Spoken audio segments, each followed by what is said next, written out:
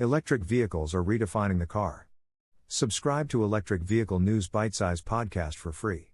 Take any gasoline car sold today to a mechanic who worked on a Ford Model T 100 years ago, and chances are he has a pretty good idea of how it works. The internal combustion engine at the front spins the wheels, and behind the steering wheel carries the driver, some passengers and luggage. The advent of electric vehicles changed everything. The shape of a car is no longer so strictly determined by a bulky engine, exhaust pipe or driveshaft. Meanwhile, digital technology promises to replace everything from rearview mirrors to human drivers. The automotive industry has never had to deal with so many changes simultaneously. All of these changes will come to a head in the next few years, says Adrian van Hooijdonk, the design boss for BMW Group. Carmakers' main concerns will be electric power and integrating fast-evolving digital technology, all while improving environmental sustainability. It will be a reinvention, he says. Even without an internal combustion engine, it's noticeable. Looking at the Tesla's front, one thing becomes clear: a grille isn't needed to supply air to the engine. Rival manufacturers, catching up with Tesla, the world's most valuable automaker, are using newfound design freedom to offer models like the Hyundai Ioniq 5 and Honda E in a choice of retro-futuristic packages. This includes smaller but more powerful lights, which may have been featured in sci-fi movies in the 1980s. But the changes will go far beyond surface styling. Electric cars use a skateboard design with batteries, wheels and motors at each end.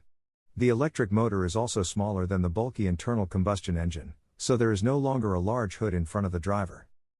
American startup Canoo is one of the most famous examples of this.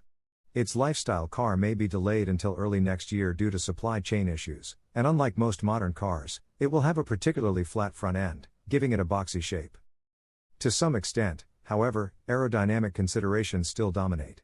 British van startup Arrival originally envisioned a vertical windshield, but ultimately opted for a more traditional design because drag reduces the vehicle's range. Skateboards mean EVs tend to stand a few inches taller, and many automakers started out with bulky sport utility vehicles so they could hold more batteries. But there is more space for passengers. Mark Adams, design director at Vauxhall Opel, said that in a car with an internal combustion engine, the mechanics take up a lot of space in the whole area. Then, the use of that space in an electric car really depends on the individual vehicle and what you as a brand wants to do. Citroen, one of Vauxhall's stable of partners under the Stellantis group, has already shown an option. The Ami is a small, no-frills two-seater that can get around town. It will launch in the UK later this summer for just under £8,000. In France, Ami can be driven without a license from the age of 14. Adams believes that the electric revolution could end the trend of large SUVs forever. The era of ever-growing cars is over, he said. We don't need big cars anymore. Producing zero exhaust emissions isn't the only major change to the car's look and feel. Reducing end-of-life waste is increasingly seen as critical for automakers, which means using as few parts as possible and a less complex mix of materials. For example, a car's front grille may contain 10 to 15 parts, so not having them reduces the complexity of repairs or recycling.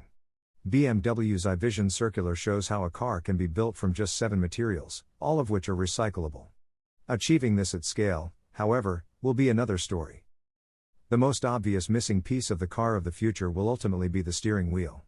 Driverless cars have driven millions of miles on the road, and at some point, it seems inevitable that mostly or fully autonomous vehicles, known as levels 4 and 5 in industry parlance, will hit the market. If you then switch it to full autonomous, you don't necessarily need to stay in that same position, says Vauxhall's Adams.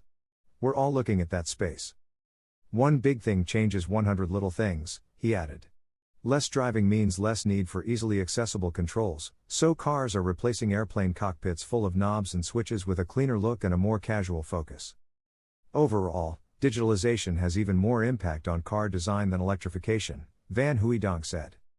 Canoo calls its US-focused model a loft on wheels, while South Korean automaker Hyundai's 7 concept features a swivel recliner and bench that it calls a living room on wheels. Obviously, some cars are more of an extension of the family, moving at will when the driver is free to do other things. All the free time on the road can give people more time for other activities. Movie-style projectors or virtual reality entertainment are 2 options in the works. From Apple and Alphabet to Spotify and WeChat, auto consultancies and big tech companies believe cars will be the next place they sell a wide range of services including movies, games and music. Eventually, Interiors may move from living rooms to bedrooms, although replacing seats with beds in cars presents thorny safety concerns. Still, the thought of sleeping at home, waking up at work, or even waking up in another country is no longer a Jetsonian pipe dream. Please give Electric Vehicle News Bitesize podcast a 4 or 5-star review, it would really help spread the word.